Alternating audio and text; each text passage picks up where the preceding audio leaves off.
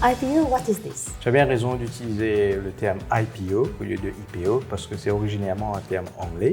Et dans le contexte de l'investissement, ça veut dire Initial Public Offering.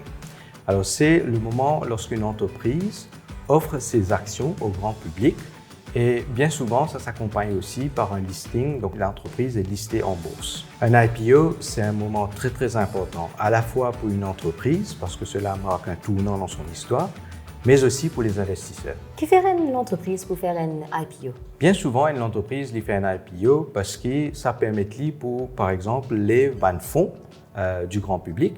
Et à ce moment, il est capable de servir ce fonds-là pour son propre développement, pour une expansion, ou bien même peut-être pour repayer la dette qu'il y en a. Il y a généralement deux types d'IPO, un primary offering et un secondary offering.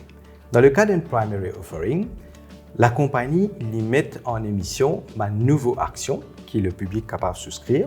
Ensuite, sa casse qui est levée là permet pour financer par exemple son expansion, son développement, etc.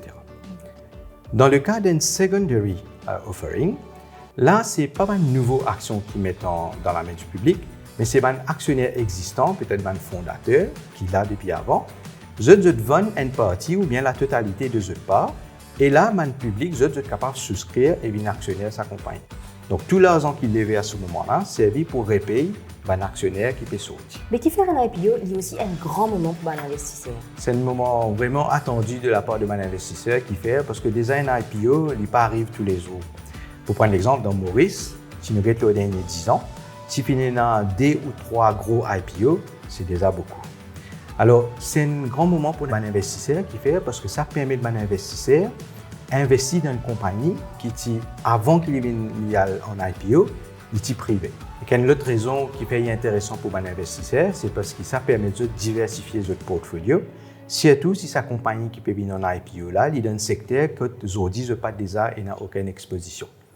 Et que là, ça permet aussi pour participer dans le développement futur que sa compagnie là peut faire. Et donc, je suis capable à ce moment-là de gagner aussi un rendement à travers ça.